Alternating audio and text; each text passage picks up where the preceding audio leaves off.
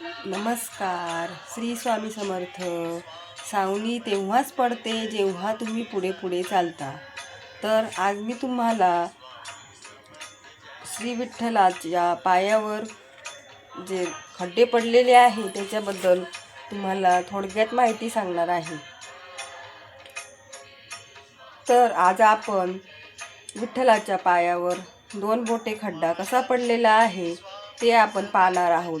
तर याबाबतची कथा आपण थोडक्यात पाहणार आहोत. तर ही 2 बोटे कोणाची आहेत हे देखील पाहणार आहोत. तर एक मुक्तकेशी नावाची दासी होती. दिसायला खूप सुंदर होती आणि ती पंढरपूरच्याच आसपास राहत होती. आपण सर्वजण पाहतो की विठ्ठलाची जेव्हा वारी असते तेव्हा भक्तांचा महापूर पंढरपुरात येत असतो आणि हे वारकरी चालताना विठ्ठलाच्या नामाचा जयघोष करत भजन कीर्तन आणि विठ्ठलाच्या नामात दंग होत असत. विविध प्रकारचे अभंग म्हणत भगवंताची स्तुती करत गात असतात. तेव्हा त्या मुक्तकेशीला वाटले की एवढा मोठा घोळका कुठे चालला आहे आणि काय विशेष आहे यात. त्या मुक्तकेशीला आपल्या सौंदर्याचा खूप गर्व झाला होता आणि कोमलपणाचा खूप अभिमान झाला होता. इथल्या वारकऱ्यांना तिने विचारले की तुम्ही नेमकं कुठे जात आहात. तर तुम्ही एवढ्या आतुरतेने आनंदाने कुठे जात आहात. तेव्हा तो वारकरी मुक्तकेशीला म्हणाला की आम्ही पंढरीच्या राजाला भेटायला चाललो आहोत. तेव्हा मुक्तकेशी दासी वारकऱ्यांना म्हणाली, तुमचा पंढरीचा राजा नेमका कसा दिसतो. त्यावेळी तो वारकरी तिला म्हणाला की आमचा राजा गोकुळात असताना खूप लोणी खायचा आणि त्याला लोणी खायला खूप आवडायचं. तो लोण्यासारखा नरम आहे आणि कुणीही असू द्या, जर कोणी माझ्या राजाकडे पाहिलं तर त्या राजाकडे आकर्षित होतो. असा आमचा राजबिंडा राजा आहे असे वर्णन केल्यानंतर त्या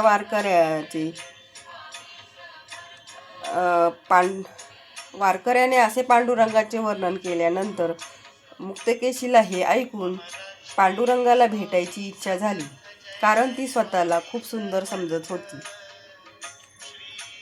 आणि तिच्या मनात विठ्ठलाबाबतच्या सौंदर्याची जे सांगितलेले विचार होते तिच्या मनात सारखे मनात घोळत होते आणि तीही त्या वारकऱ्यांसोबत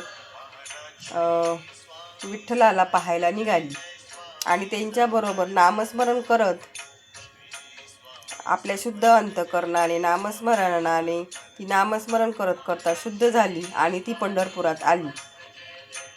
आणि जेव्हा ती दर्शनासाठी पांडुरंगासमोर उभी राहिली तेव्हा ती मनात म्हणाली, अरे ही तर दगडाची मूर्ती आहे, यात कुठं लोण्यासारखं रूप आहे. असा विचार तिच्या मनात आला. पण ती दर्शनात आली तेव्हा खरंच हा राजा लोण्यासारखा आहे का हे पाहण्यासाठी तिने आपली 2 बोटे विठ्ठलाच्या पायावर दाबली आणि ती खोलवर रुतली गेली. तेव्हा तिला कळालं की खरंच पांडुरंग म्हणजे श्री विठ्ठल हा लोण्यासारखा आहे. तेव्हापासून विठ्ठलाच्या मूर्तीवर 2 खड्डे पडलेले आहेत. अशा प्रकारे श्री विठ्ठलाच्या मूर्तीवर पायापाशी खड्डे आहेत. त्याची मी तुम्हाला गोष्टी रूपात माहिती सांगितलेली आहे. तुम्हाला जर आवडली असेल तर आपल्या मैत्रिणींसोबत शेअर करा आणि माझ्या व्हिडिओला लाईक, शेअर, कमेंट आणि सबस्क्राईब करा. धन्यवाद. श्री स्वामी समर्थ.